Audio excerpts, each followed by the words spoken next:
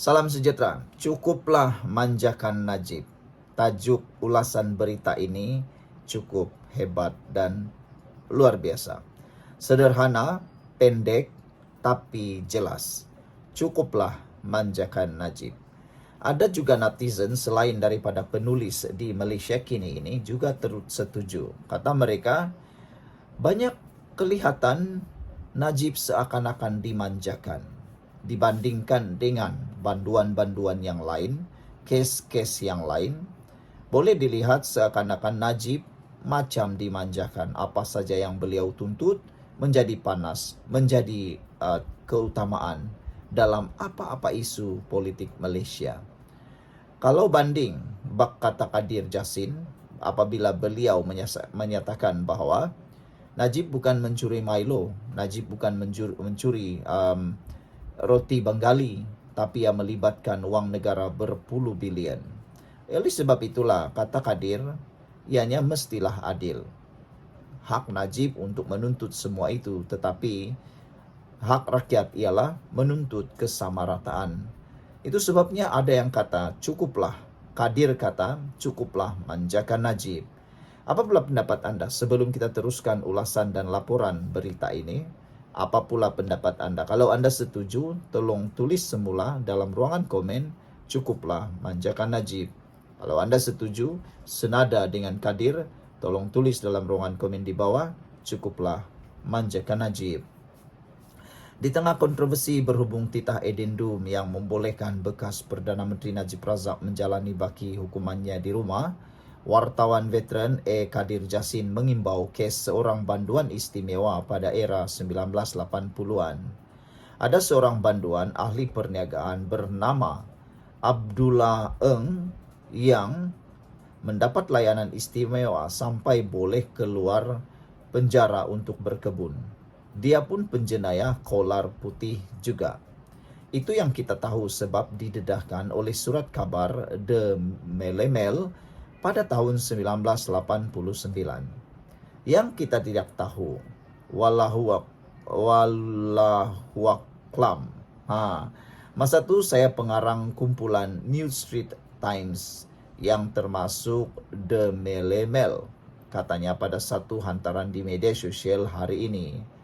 Melemel pada 1989 membongkar kisah Abdullah menjalankan perniagaan di Kuala Lumpur walaupun sepatutnya berada di ladang orkid yang dikendalikan penjara di Negeri Sembilan.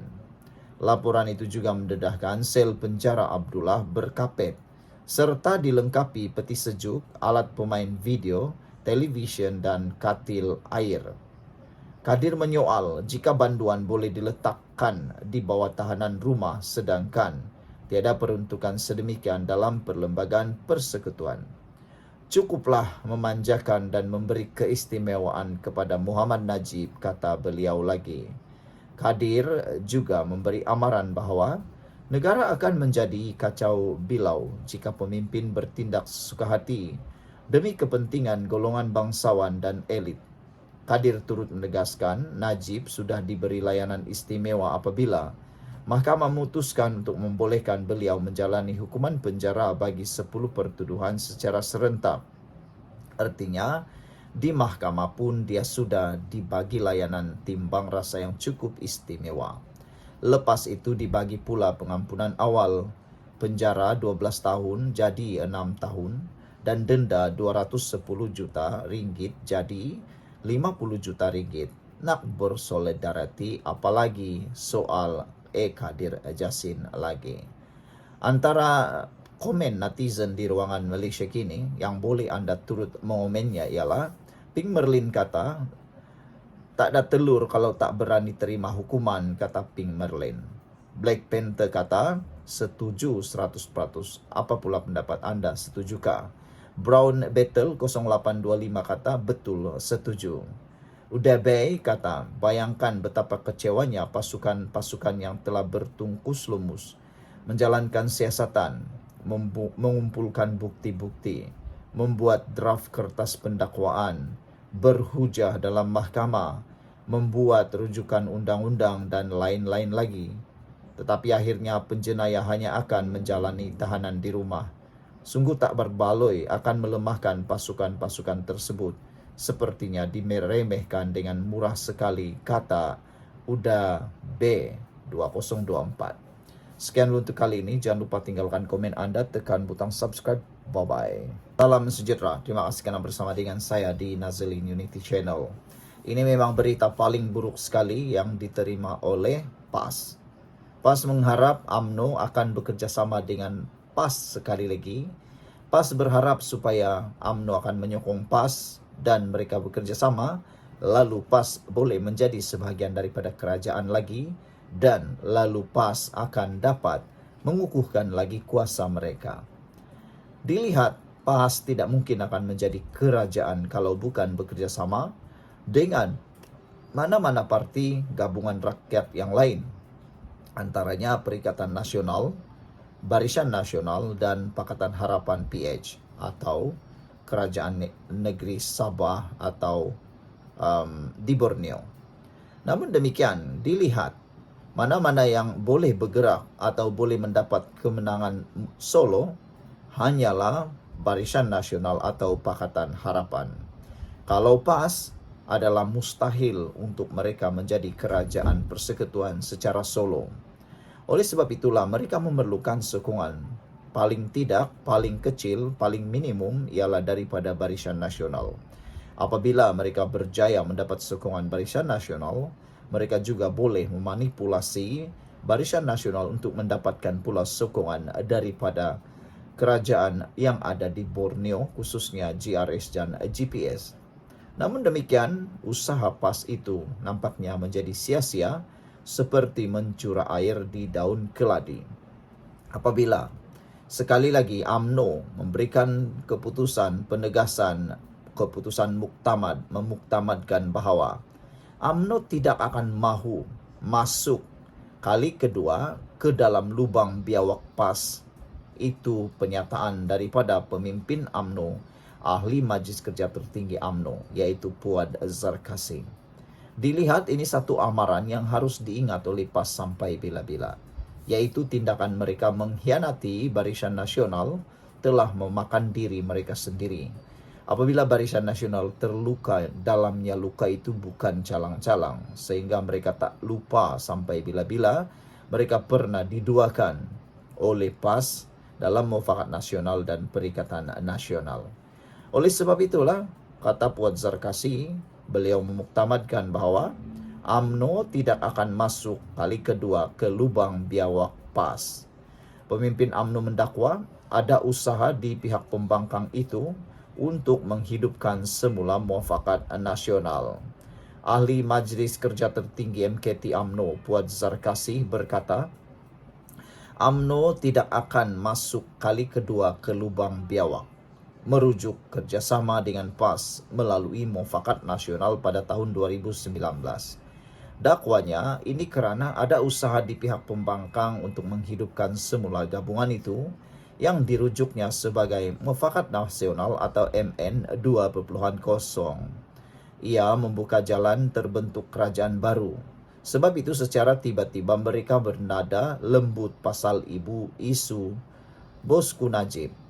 Sila lupakan kalau itu objektif mereka kerana UMNO tidak akan masuk kali kedua ke lubang biawak.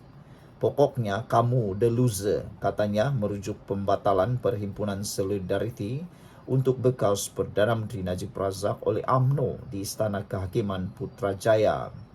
Mufakat Nasional ditubuhkan pada September 2019 ketika UMNO dan PAS dalam blok pembangkang susulan kejayaan Pakatan Harapan PH pada PRU 14 Mei 2018. Ia terkubur pada tahun 2022 selepas PAS membentuk Perikatan Nasional PN bersama Bersatu dan pada masa sama mahu parti itu diterima dalam Mufakat Nasional MN tetapi dibantah UMNO. Dalam pada itu, Puad mendakwa PAS dan Bersatu mempunyai niat tersendiri dalam penganjuran Perhimpunan Solidariti Najib Isnin lalu. PAS dan Bersatu kecewa UMNO membatalkan Perhimpunan Solidariti Najib. Niat mereka ialah menjadikannya sebagai perhimpunan Melayu terancam Itu naratif yang mereka mahu mainkan, bukannya Najib. Mereka mahu kejayaan perhimpunan ICERD berulang dakwanya. Sebelum ini, Timbalan Presiden PAS Tuan Ibrahim Tuan Man membidas tindakan UMNO tidak meneruskan himpunan itu yang bertujuan menyatakan solidariti kepada Najib. Himpunan itu diadakan pada hari yang sama Mahkamah Rayuan mendengar rayuan Najib terhadap keputusan Mahkamah Tinggi berkaitan titah edendum yang dikatakan dikeluarkan Agong terdahulu berhubung tahanan rumah. Tuan Ibrahim berkata beliau hairan dengan solidariti UMNO terhadap pemimpin kesayangan parti itu kerana selepas bertegas untuk berhimpun dan bersolidariti bersama Najib, UMNO memaklumkan untuk tidak meneruskan himpunan.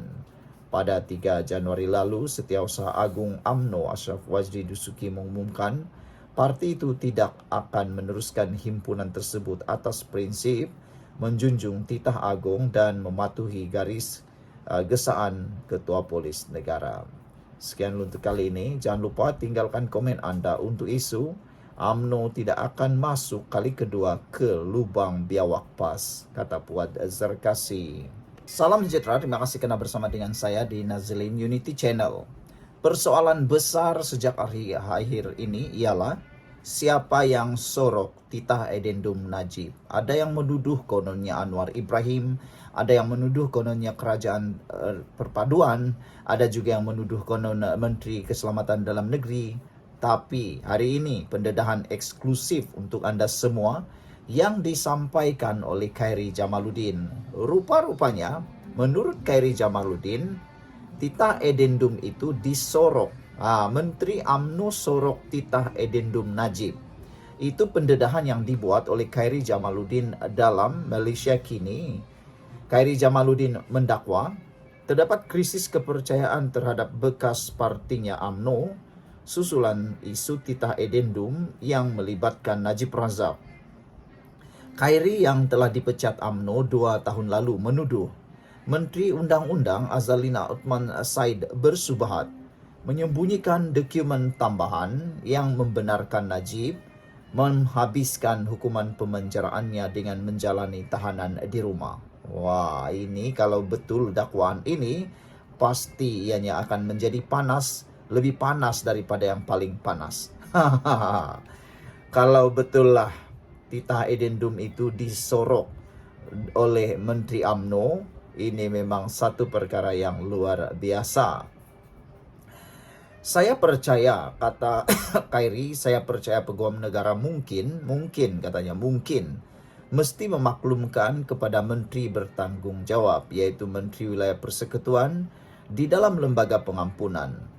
Oh, by the way, kita dapat ini juga, katanya. Berbalik kepada UMNO, ini menteri kena jawab. Kenapa Menteri UMNO bersubahat menyorok edendum ini? Ini Menteri Undang-Undang, apa nama dia, Azalina Othman Said, katanya dalam episod terbaru podcast Keluar Sekejap. Surat kepada Peguam Negara AG, tak mungkin AG tak maklum kepada Menteri Undang-Undang, tambah Khairi lagi. Hos bersama program itu, Sahril Hamdan, berkata, Azalina memberitahu Dewan Rakyat Peguam Negara tidak melaporkan perkara tersebut kepadanya. Pun begitu, kata Khairi membalas dengan sinis, saya rasa rakyat Malaysia tidak dilahirkan semalam, katanya lagi.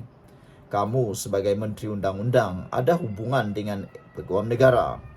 Mungkin secara teknikal boleh mengatakan Peguam Negara hanya melaporkan kepada atau terus memaklumkan Perdana Menteri. Tetapi seperti mana yang saya tahu sebagai seorang bekas seorang menteri, of course, Ketua Peguam Negara has a relationship ataupun professional relationship, kata bekas Ketua Pemuda UMNO itu lagi. Khairi juga mendakwa mustahil kabinet tidak mengetahui perkara ini. Mendesak Menteri Wilayah Persekutuan Dr. Zaliha Mustafa memberi penjelasan. Kata Khairi, saya percaya kedua-dua menteri ini bertanggung jawab, tetapi mereka berdiam diri. Saya salut Menteri Dalam Negeri Saifuddin Nasution Ismail, kata Khairi lagi.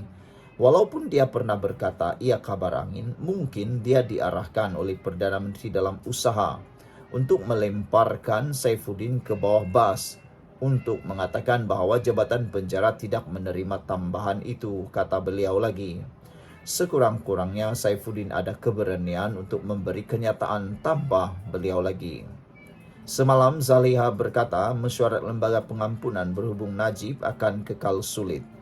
Pada 6 Januari, Mahkamah Rayuan membenarkan Najib memohon semakan kehakiman untuk menguatkuasakan titah bekas yang di-Pertuan Agong memerintahkannya menjalani baki hukuman di bawah tahanan rumah. Khairi juga menegaskan isu titah addendum ini boleh menghakis keyakinan penyokong Najib terhadap UMNO sambil mempertikaikan kelewatan Presiden UMNO Ahmad Zahid Hamidi dalam menyokong afidavit titah addendum itu. Sudah tentu sekarang ini kem Presiden Zahid menggembar-gemburkan bahawa Presidenlah orang pertama yang buat afidavit titah addendum ini, kata KJ lagi. Itu baru beberapa bulan selepas cerita addendum ini, katanya.